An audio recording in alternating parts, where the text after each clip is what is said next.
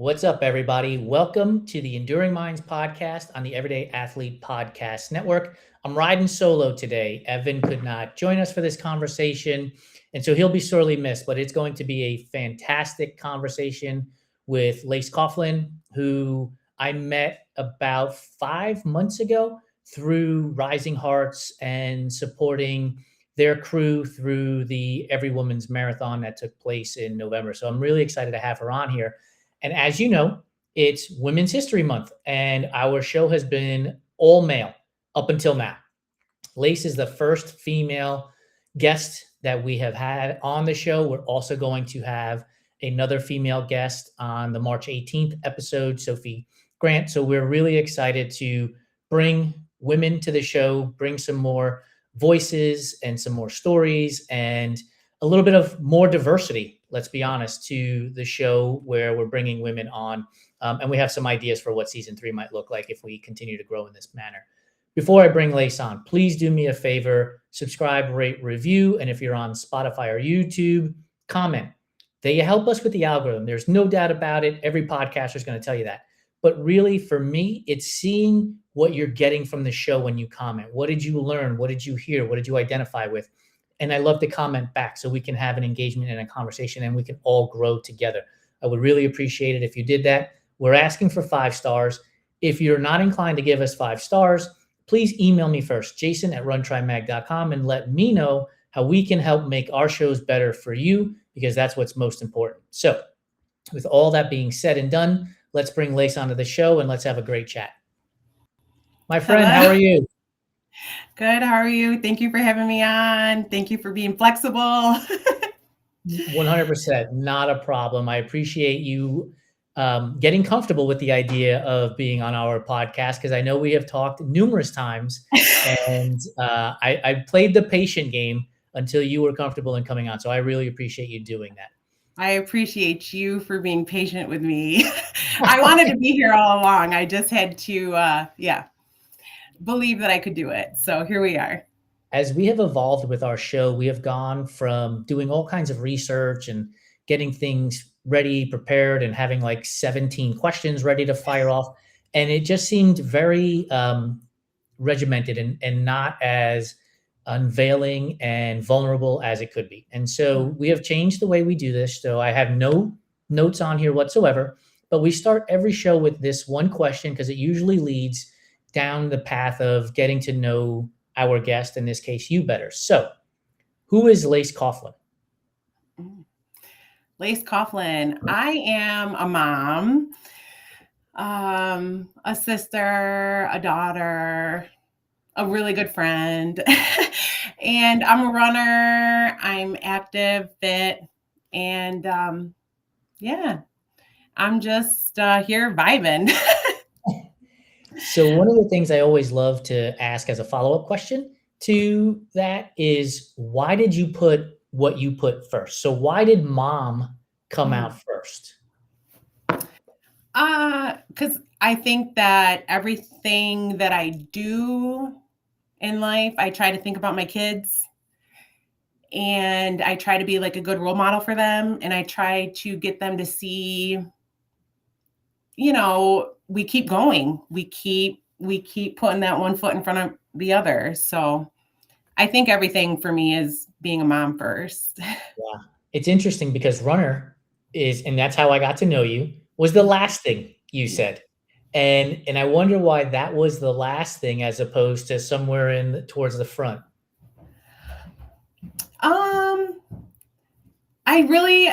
I think right now where my life is, I just feel like such a pull with community, which running is community, but I just feel like right now, especially like sisterhood, that's why, like I said, like mother, friend, sister, I just feel like right now that's like where my heart is. I've done so much healing because of the women in my life that like right now, all those women are above the running, but it's still very important.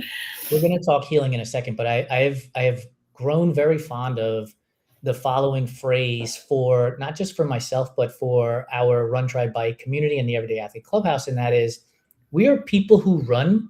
We aren't runners who people. And I think, like, because I keep repeating that to myself, maybe I'm searching for it in others.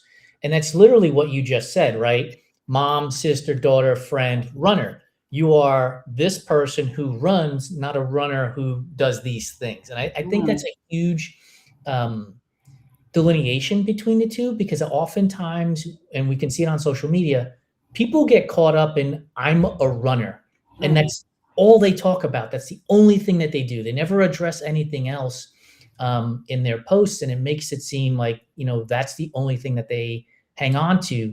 um, for you, because it was listed last, do you find yourself living life and then using running as a way to kind of get away and process things so you can be a better mom?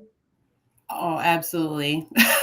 Absolutely. Especially with my last job. I worked in law enforcement I just watched previously. the video. So there would, this is a true story. There would be times I would come home like, don't talk to me, don't look at me, just give me 3 miles. Just give me 3 miles. And I'm like, whew, okay, let's tackle this day. How are you? My smile is back. So running, it it's everything when it comes to that. It's medicine. Yeah. How did perspective change though, right? You said when you were at your job a year ago, you quit your job a year ago. I watched the video, Mhm. and I would come home and I would have tunnel vision. And so I'm assuming, based on that comment, that you're not doing that today, and Mm-mm. that running is a part of the journey. It's not the thing that you absolutely need to do to get away from what has just happened. Like, how did that perspective change? Was it immediately after you left the job, or did you find it as you went through the last 12 months? I think I've used running to get through the past like 15 years of my life, not just like that job or those hard, it was like hard, any hard day, or like if I needed to sort anything out on a day-to-day basis, I think I used running. I might not have always realized it like in that time that that's what I was doing. Yeah. But I think, did I answer that question right? I'm not sure if I'm. There's no right or wrong here. So so as you're answering the question, I'm thinking to myself, were you running, and I'm going to say this and I don't Mhm. mean it this way, but just to run, as opposed to I'm running because I have this event coming up? Mm. Well, when I started running, I just wanted to lose weight, to be Okay. completely honest. I just had my son, so I've been running about 16 years. I had just had my son, and I wanted to do some cardio, Okay. so I started running. But then I just felt so good after every run, and it just kept getting sweeter and sweeter. And then it's really hard to explain until you feel it. And that's two of my cousins started running this year because, uh, 2026? yes. And they said it's because of something I said, because I told them I used to not even be able to run to the mailbox. And now I Yeah. ran a marathon. Like, we could all do this. And she reaches out all the time about how much better her body feels, her mental health. She's seeing all these benefits. And I'm like, told you, told you. So when you're talking to your relatives, do you find like there's a closer bond now because you have something in common that you can share? Oh, absolutely. And with sobriety, I'm sorry if me and that cousin were also sober. Okay. So we relate on that with each other. And she's actually just signed up for her first half marathon. So her and her sister. Yeah, very exciting. So, and I packed them, made them like little goo bags, like little kits, like Yeah. because they were gift to us. So I like tried to, pay it forward, Yeah. to some new runners. So they're like gooing it up out there. I love it. It's funny you say that because I left New York when I was 34. I moved to Dallas, and I've lived in Arizona, Seattle, and now Los Angeles. And my sister lives in Charlotte. And so we don't have that closeness that Mm, you would have if you're living in the same proximity.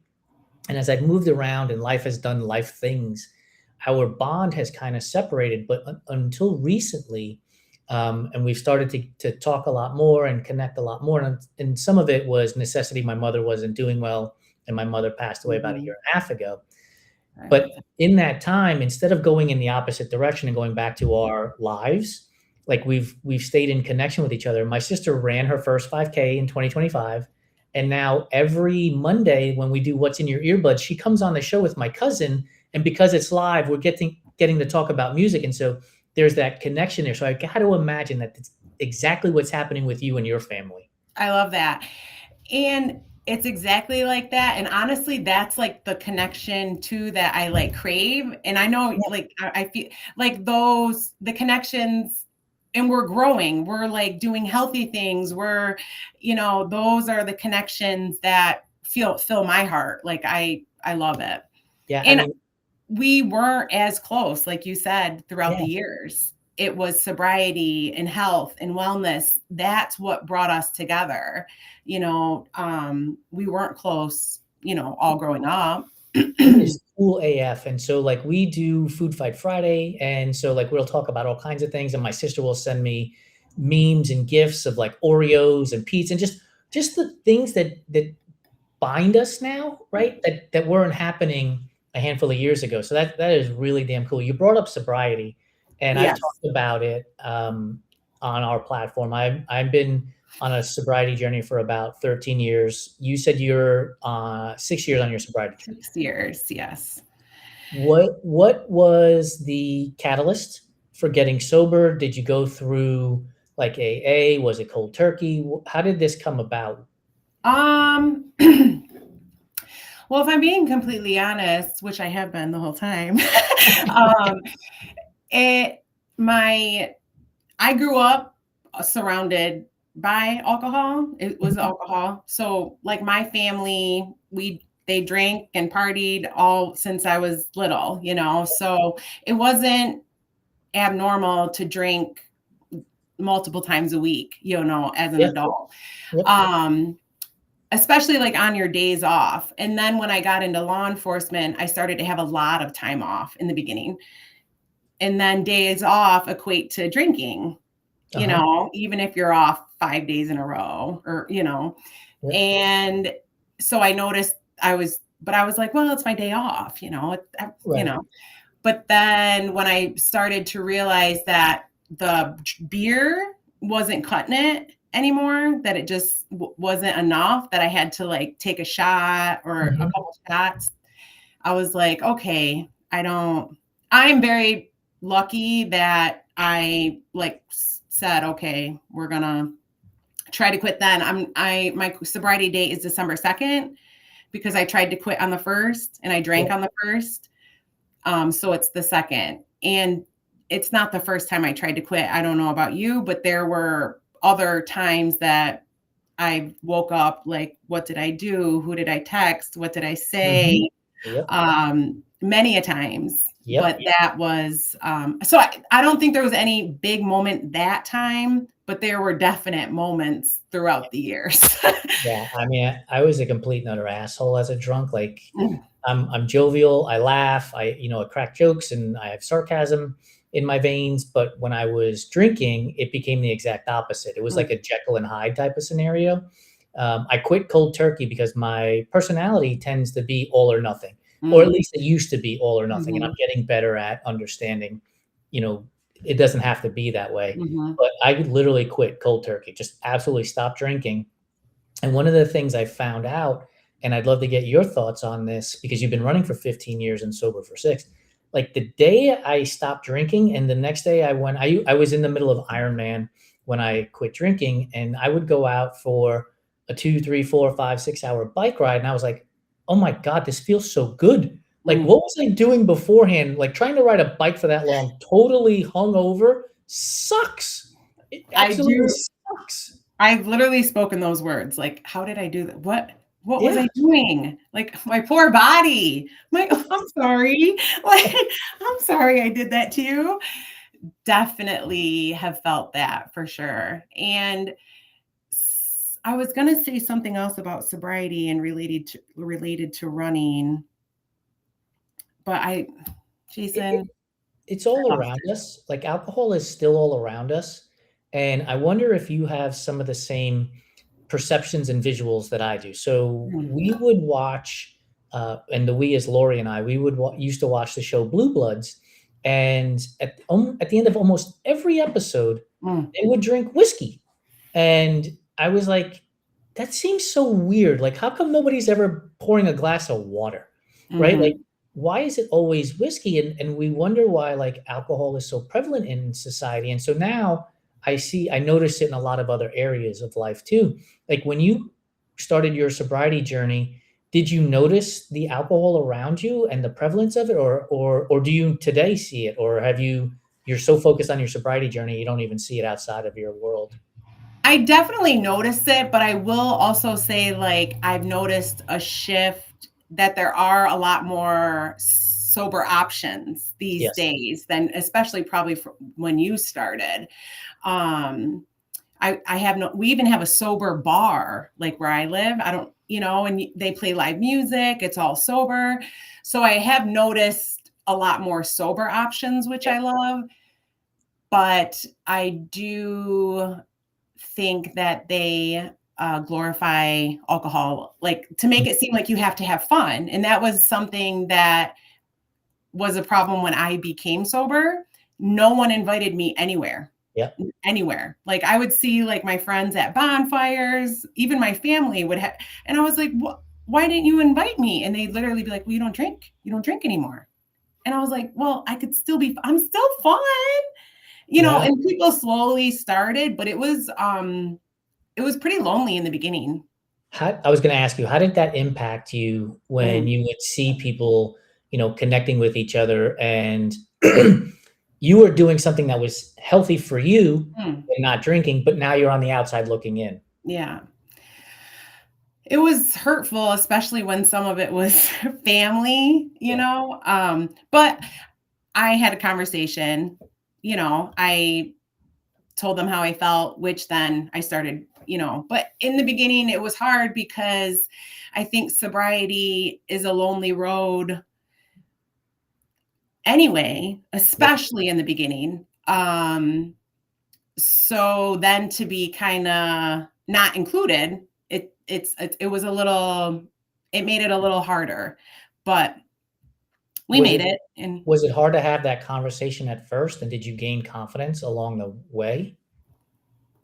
it, it was hard to have the conversation, but I think that throughout the years I've learned that we need to have those hard conversations. Like that's where it all, and like assumption, like I've just learned, let's just talk, let's have the conversation. It's not going to be fun, but it's not going to be fun to not talk about it either. Yeah, one of the things that I have learned is when somebody says, "Do you want a drink?" and I just tell them no, if they actually follow up with a why, I don't Mhm. protect them anymore, right? I don't say, "Oh, I'm running tomorrow," or whatever excuse to avoid it. Now I'm like, "No, I've been sober for 15 years because as a drunk, I'm an asshole, so I don't drink anymore," right? Mhm. But it took time to gain the confidence to say that, which is strange if you think about it, right? Like I'm protecting their feelings when I'm the one who has an alcohol abuse problem. Like I should Yes. protect them. That's so good. I love that. I do the same thing. I'm like, I'm protecting you from me. Because I know how I could be. Yeah. Yeah, it's wild. The world is wild. Like about 6 or 8 months ago, Strong Mama Miles Heidi posted a video, I have and I'm she sorry, my laptop might die. I have to okay, take you on the road for 1 second. I'm sorry. you're This is good. Lace. So just this is how it is with me. So you're just gonna have to just air this. Or we could edit it out. Don't worry about it. I'm just gonna take you right back and plug in. Okay. I thought you were charging all day, but it did not charge. I'm sorry. You're good. Okay. I honestly, I knew we had a lot in common, but I really didn't realize we had that much in common. Yeah, It's tons. it's really interesting. Okay, sorry about that. That's good. So about 6 or 8 months ago, I saw Heidi, who goes by Strong Mama Miles on Instagram, post a video showing like food and snacks and everything else. And in the explanation, she gave the caveat of like, I don't always eat this way or something to that effect.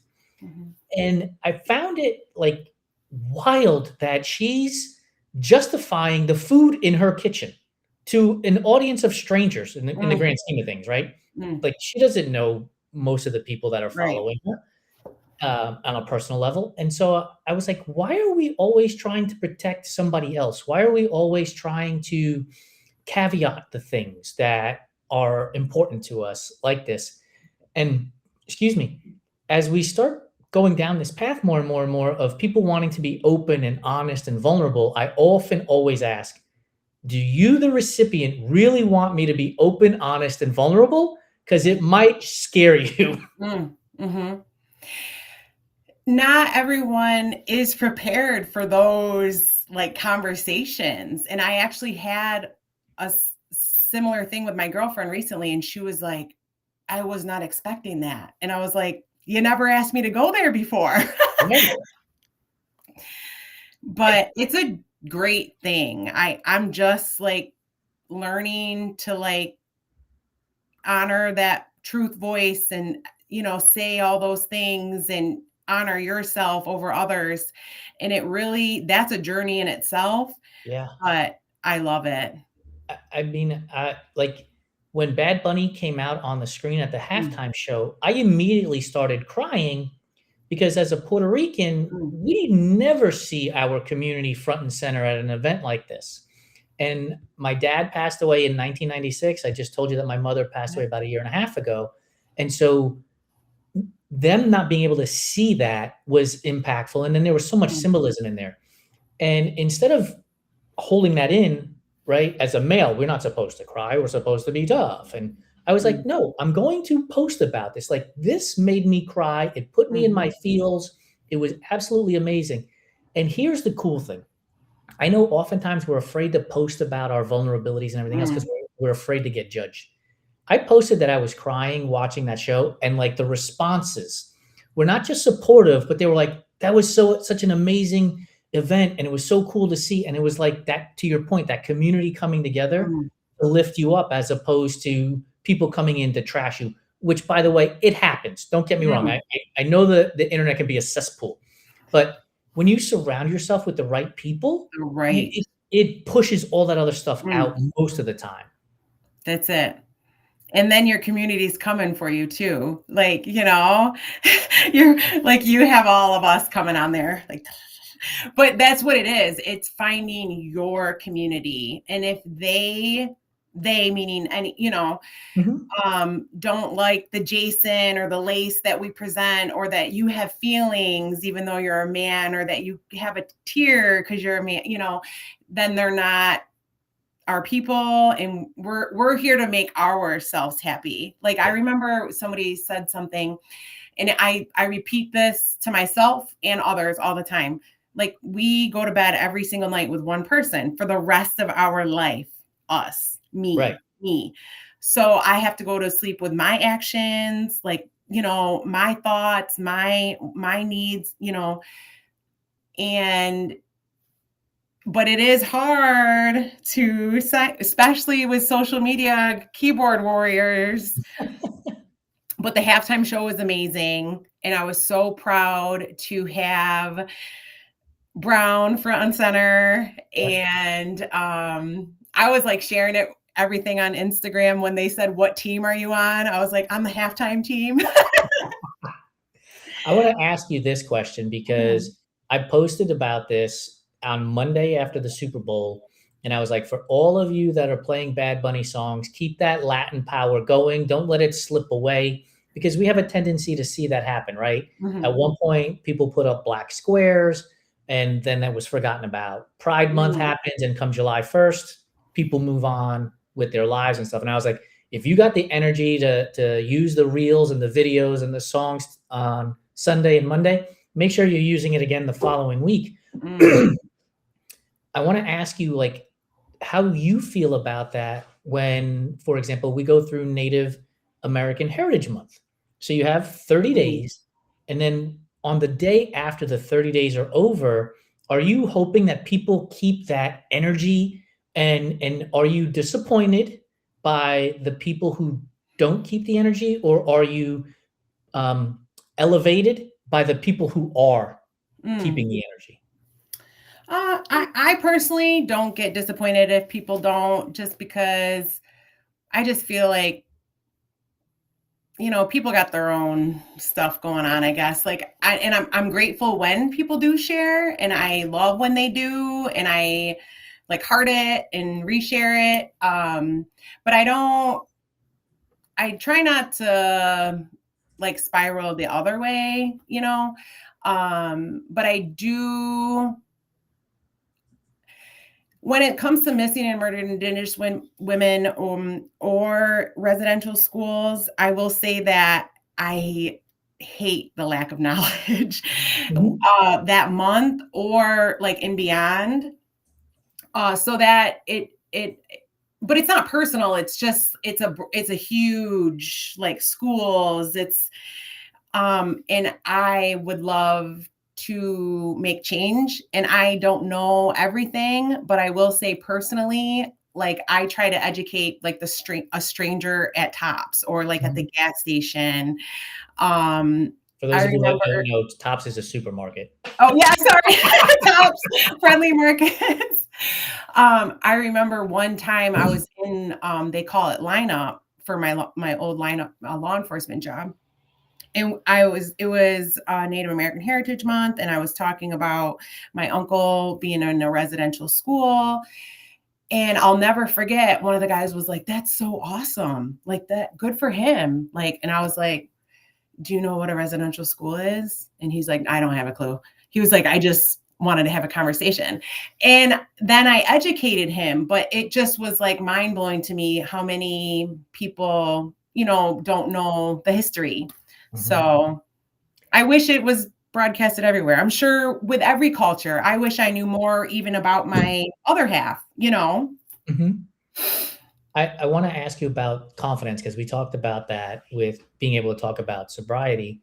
Like, as you've gone through the years of being sober, and I presume have gained confidence in who Lace is and what Lace does, when you have a conversation today similar to that, where somebody's like, congratulations on being in a residential school, which is not a positive thing. Like, Correct. do you find like this confidence to be like, I'm going to educate you? And I don't mean that in a divisive way, Mhm. but I'm going to take on this opportunity to educate you. And I ask you that because oftentimes, again, we tend to push ourselves into the background because we're trying to protect the other person Mm. instead of moving forward and saying, let me help you out here. Residential school is not a good thing because of A, B, C, D, and E, right? Mhm.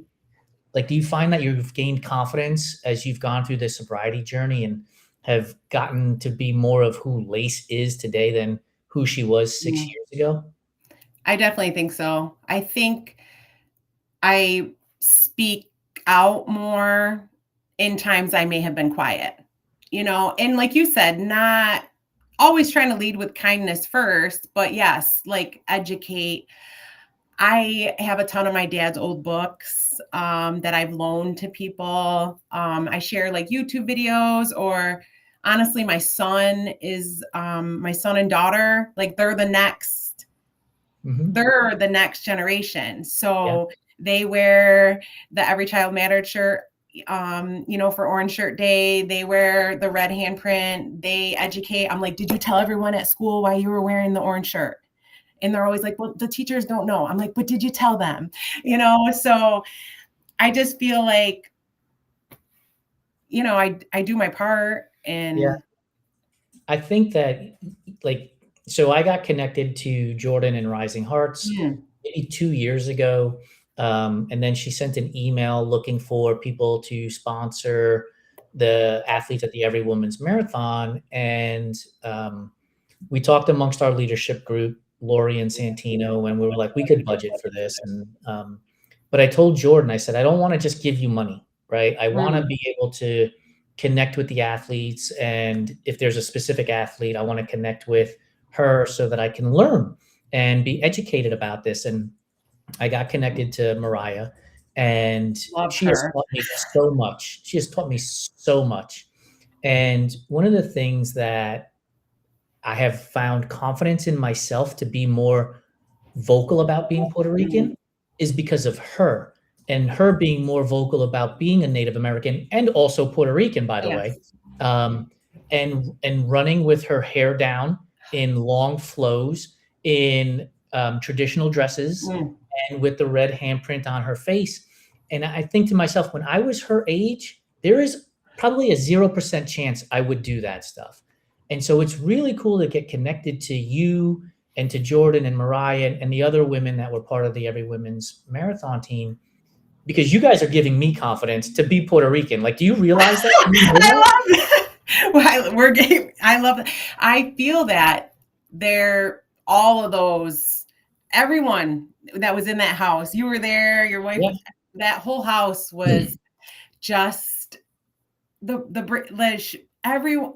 It was an amazing thing. And I'll never forget, this might not answer your question, but I have to say it. It was Caroline. We were sitting and I was talking about how for a long time growing up, I thought I was Mohawk, but due to some like paperwork mishaps and how they were trying to basically not us have us know our lineage, I may be Cayuga, right? So I was talking about how, oh no, I was like, I just was kind of figuring out who I was, and now, and she literally looked at me and she was like, none of that matters.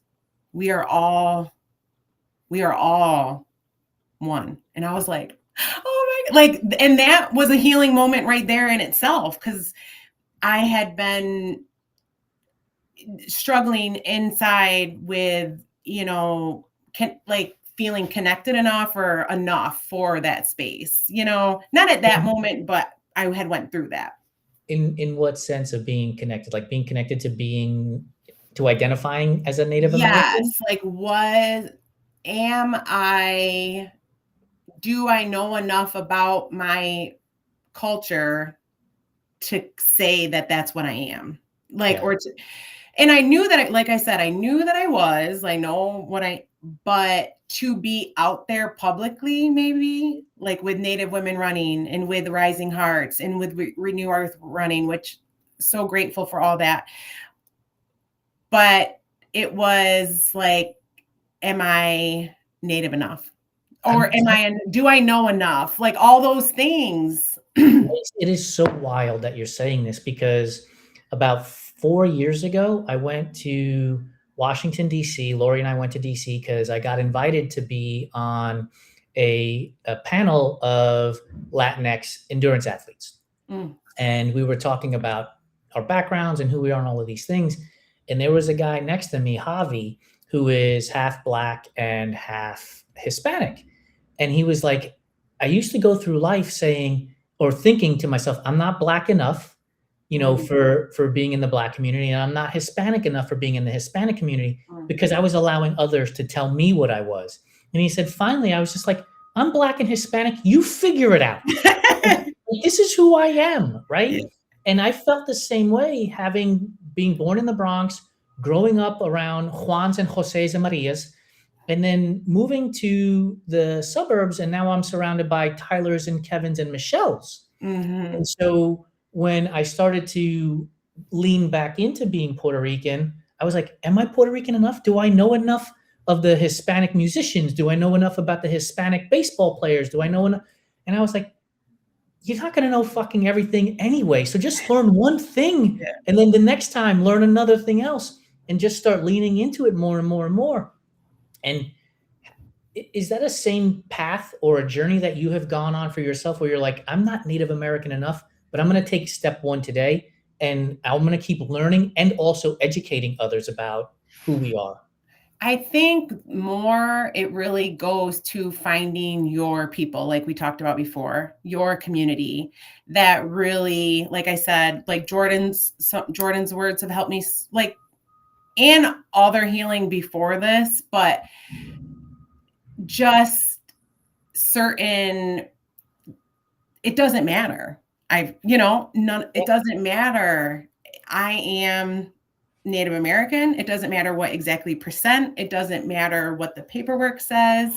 But I do want to educate myself more on traditions, because honestly, that's the stuff that is really lost due to the history.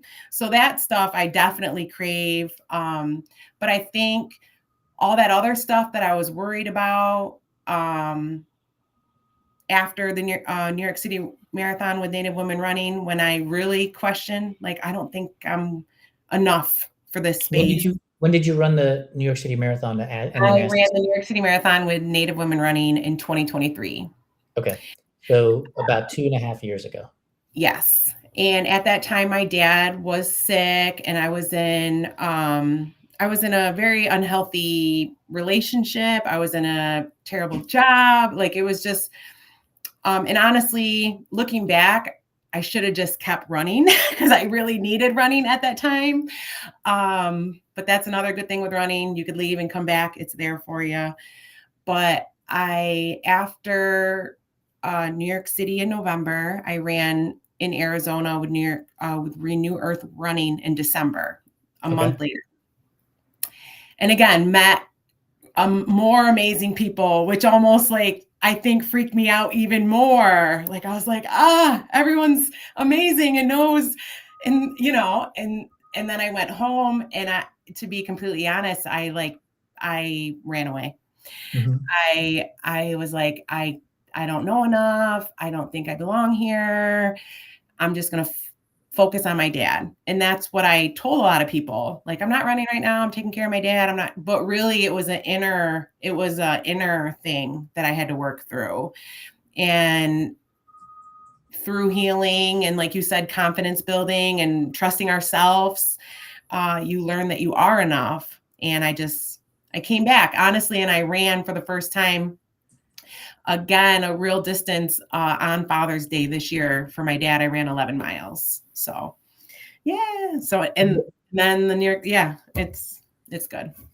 Did you have a thing that pulled you out of the questioning yourself that if you can think about? Was there a particular moment or a series of moments that pulled you out of thinking I'm not enough? And then you said, no, because your shirt says, for those of you who are listening, she's wearing a shirt that says you are enough. Mm-hmm. And so was there a moment or moments where you thought, I am enough? I think, like I said, I think all of it happens. I don't want anyone to think this all happened in the year of me leaving my job, because I think this, when I look back, is maybe more over like the past 5 years of growth. And like, I'm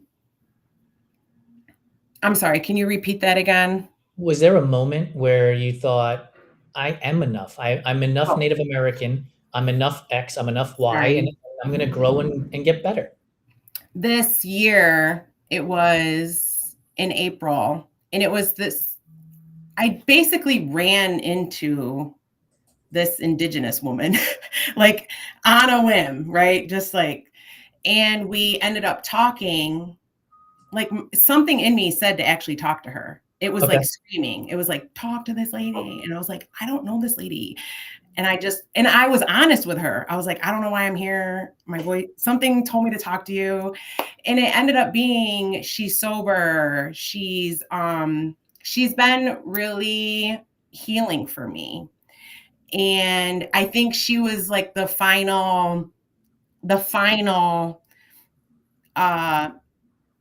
like seal of, like, I had been working on myself for years, but then when I met her, she just said over and over again, quit explaining yourself, Lace.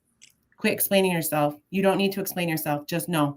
And with, like, you are enough. Yeah. Ask for things. Like, you deserve these things. You're hard, like, and so I would say a woman, and a group, because with her came more community. So do you still talk to this woman? Absolutely. She knows I'm recording this. She knows I'm recording this.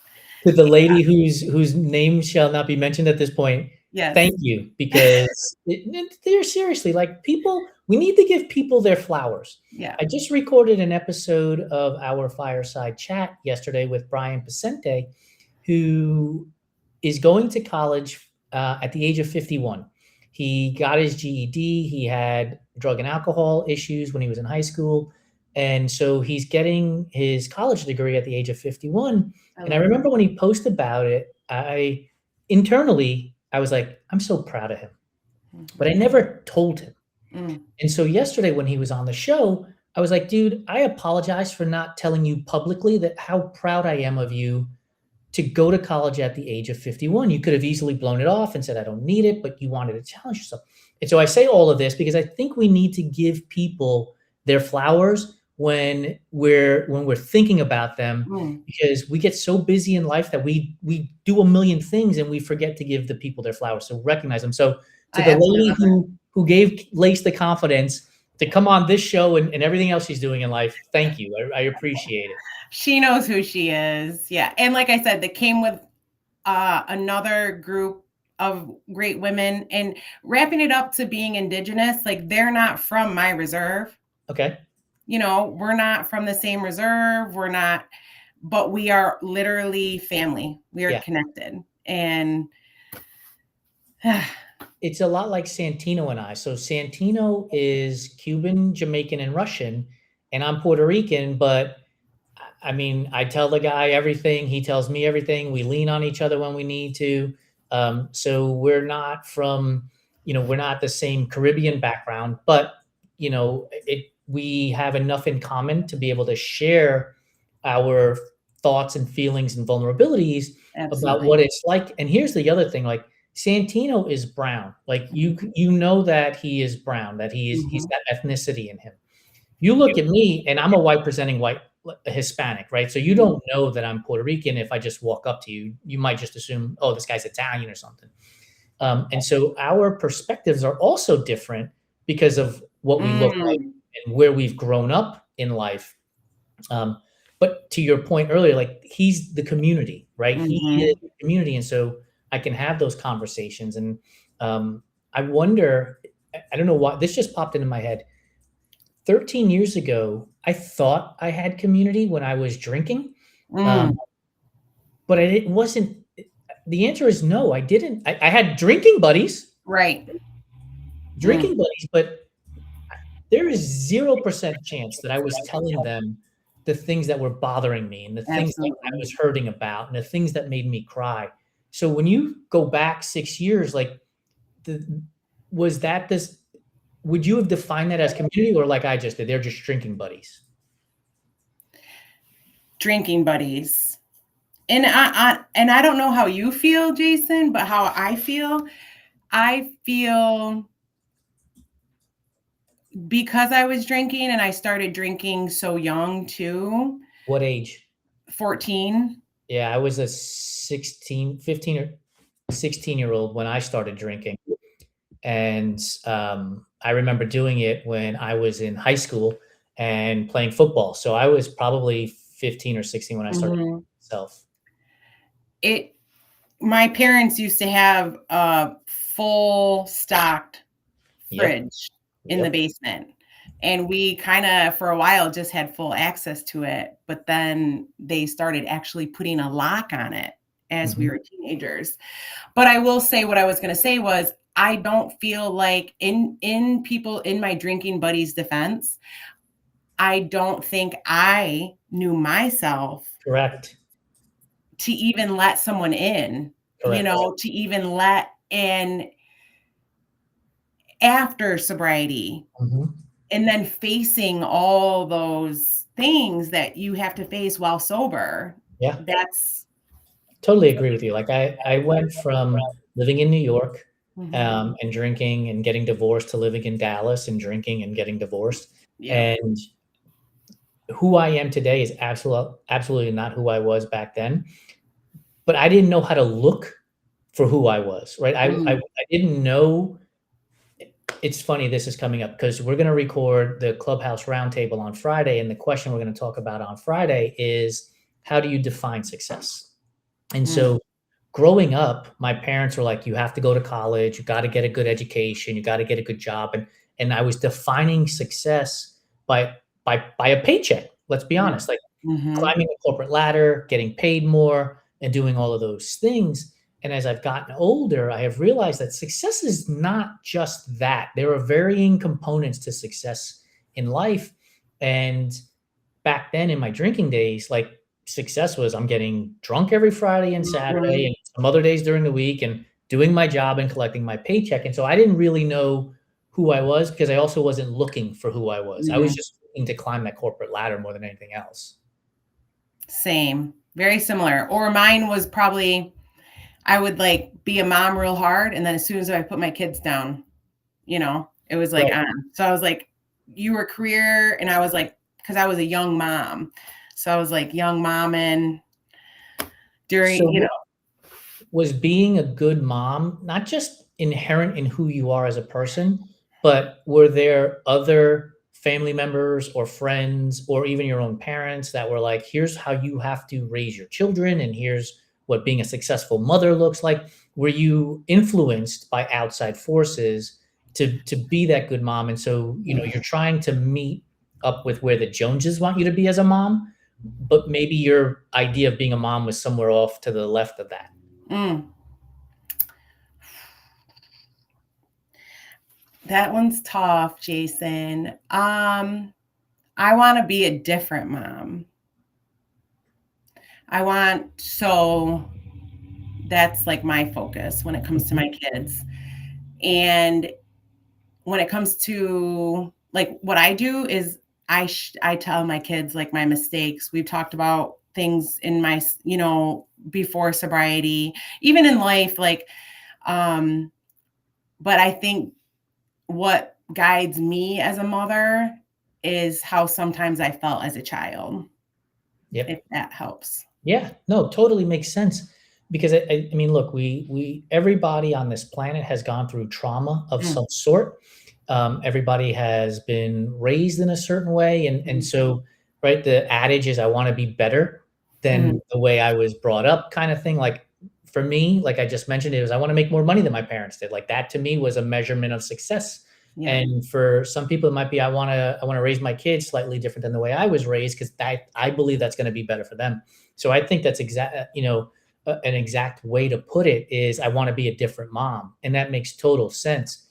I'm not. One thing, not to cut, sorry. No, One go. thing I was going to say is I think growing up, I was taught not to dream, to play it very Yes, safe. yes, And that's the opposite that I do with my children. I'm like, dream. It could be done any your wildest. And that's also something that I had to learn to do as an adult because I never was encouraged to yeah, dream really, and sometimes if I did, they were like, yeah. like nope, not dreaming. I feel you because I just had this conversation with Lori. Like, my parents didn't know what my parents didn't know. So there's zero blame Mhm, being put on them. But my dad had a third grade education coming from Puerto Rico to the US. My mother managed to take some college courses, but you know, they didn't have corporate America jobs, right? right. And so, like applying to colleges, my parents didn't know. So I didn't know to look for scholarships or things like that because they just didn't know They that didn't. themselves and it wasn't relayed to me. And so I think, and this is not like, I think oftentimes when people are like, oh, you're talking about your parents in a bad way. And I'm like, no, I'm not. I'm just giving you the reality of life. And I'm Mhm, not disgruntled by mhm, my parents not knowing that. How could they have? They never had to right. do it. And so now, I'm tying this all to your concept of go dream big, right? Like my parents couldn't dream because they didn't know what the dreams should be. They just Mm. knew you got to pay your bills so that you can have a house and a car and whatever else. That was it. And nowadays we can dream big, and a lot of that is thanks to social media and the internet, where we can now see things in other parts of the world that we never saw before. And I love that. And I hope people keep dreaming. Um, and I do feel like if you can learn to like dream early, like, from Yeah. childhood, it would be great because it took a lot of work to even, I wish I knew it way before I was almost 40. Yeah. Do you ever stop and pause for a moment as you're going through a day or whenever it might be, and you look back and you go, "I've come really far." Like, do you ever Mm, look and pat yourself on the back? Honestly, I do. Good. Because I do feel like, and like you said, would never want to talk poorly about my parents. And this is the thing, I even tell my kids, I was like, you're going to be traumatized by me. It's everyone's traumatized by their parents. So it doesn't but one thing I just wanted to add to that conversation is, and I told my mom this in a conversation, like I read it and I was like, that helped me, you know, your parents are literally going through this day for the first time too. They Yeah. never raised a teenage child, or I never raised the two so we're all learning life every day together. So just give each other a little grace. That's a great perspective. Like we're all learning every day. I wish there was a way. Maybe we need to put it on a t-shirt, right? We're learning. We don't know. I Right. don't know. And that's so the downside to the internet is that people think they're experts at everything, right? Yes. And it's wild. Like it's okay to say, I don't know, and ask, can you help me out? Can you help me understand? I bring this up because you said you ran into a Native American woman who has given you guidance and things like that. And it reminded me of a story. The World Baseball Classic was being played in Phoenix when Lori and I lived there, and we were walking down the street. We used to do this 5K walk, and there was a woman who had a Puerto Rico hat on. And I just asked her without even thinking, I'm like, are you from Puerto Rico? My Spanish is like maybe fourth grade level. And I just asked her that in English, and it dawned on me afterwards. I was like, what if she starts answering you in Spanish? And you're going to be like, like, right? I don't have a clue. But I think it takes your whole concept of I'm learning and puts it front and center, right? Like if she started speaking in Spanish, we probably would have found common words, but then we would have used hand motions to signal things, and we would have communicated. Right. And it would have been wonderful. It would have been probably actually amazing. You would have probably left with a recipe. As it turns out, she was studying marine biology at Arizona State University, and she was that is amazing. Like it was just a crazy, wild story. And I'm super happy that I had the confidence enough and naivete enough to be like, hey, are you Puerto Rican? Because you have a hat, right? She's like, well, yes, I am. I'm proud of it. She actually isn't.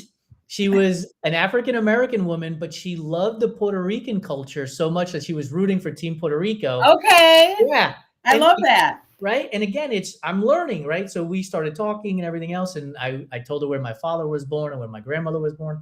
And so I got to educate her a little bit on Puerto Rico. But it was cool to be able to do that. And I think we need to get shirts that say I'm learning. And everyone just be like nice with everyone learning, because that's the thing. There is so much to learn from everyone around us. But just be patient with us. We're just learning. Like I would love to, like, for instance, throw in a couple indigenous words that I've been playing around with on the app. I would love to just play with it. But again, be patient with me. Like when I, try to ask you a question. Like, here's what's funny. So that you bring this up. So Lori's been doing Duolingo for like 400 days or something like that in Spanish. And, I get angry at Duolingo because I'm like, no Puerto Rican would say it that way. Like I'm yelling at the app, right? They need a slang version. Yes, exactly. We need Spanglish. Yes. Spanglish. But it's funny because it's just learning. And so I've learned, like, I'm terrible at conjugating verbs in Spanish. I just say stuff. And Lori's like, no, here's how you conjugate the verb. So I'm also learning. And it really is just that scenario. Like, look, I'm learning. And I think if we can be confident and say, I'm learning, then the person who we're saying that to can back off a second and be like, okay, let me embrace you and help you. Because I think inherently we want to help people. I don't think inherently we want to yell at people and tell you you're wrong and you're an idiot and you're a schmuck and you don't get it. Like, I think inherently we want to help people. And I think if we're open and saying, hey, I'm just learning this, and they can start to educate us. Yes, I agree. Open and honest. I'm here to learn. And I do have to, I'm going to put a plug here because I have to learn from all your trail runner, your endurance athletes, because I'm going to tackle my first one, try to this year. So I've been looking and listening to, like, getting You'll all be these great. tips and tricks. Yeah. For these You'll be strong great. minds. Yeah. So we're bumping up on our hour here, and I can't thank you enough for the amount of time. I feel like there's so much that we didn't get to in this conversation that we'll have to bring you back again Thank you for having and do me. the I appreciate it. conversation. It's early in the year. It's February 18th. Mm. What is one thing that you want to learn? Normally we ask a different question, but we've been talking about learning. What is one or two things you want to learn before this year is up? Well, I really want to learn. I already know my answers. I really want to learn pottery. I want to like throw a clay, something, a bead even, pottery. And I honestly would really love to sew because I would love to make some ribbon skirts for runs and donate or whatever. So I'm going to put you on the spot because I'm writing it down. uh-huh. After we get off this call, what's the first thing you're going to do to help you with sewing and with pottery? Because I'm going to follow up. Oh, no. Well, I can reach out, and I actually already maybe have someone to teach me pottery. They just said it has to be a little warmer because in New York, it's been very cold. So and you're in the upstate, spring, right? Pardon me? You're way upstate, Western New York? Yeah, Buffalo. Yeah. So we've been getting hammered lately. And then for the sewing, maybe I'll reach out to a couple people and see if I can get some help. I'm gonna tag you on a post. I'm gonna publicly display this conversation at some point. Make sure you're doing it. I'm hoping there's someone out there that can teach me on Zoom. I'm sure there are. Again, it's a matter of taking the moment to search for it because I'm sure there's something out there for all this. There's kids these days will tell you just go to YouTube. You'll find it. I'm sure.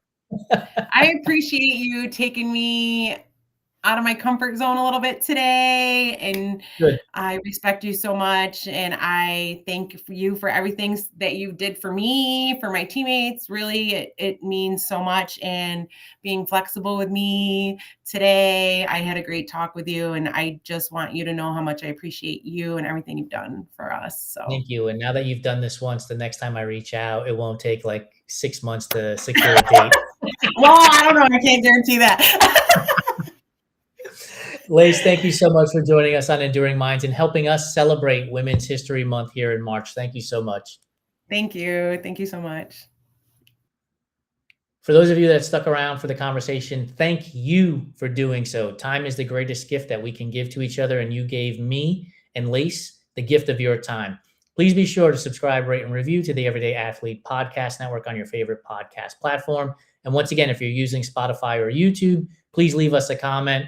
If you know of a place where in Buffalo where Lace can throw pottery or learn how to sew ribbon dresses, please drop them in the comments. We will get them over to her. Thank you so much for your time, and we'll see you in 2 weeks on the next Enduring Minds with Sophie Grant. Have a great one.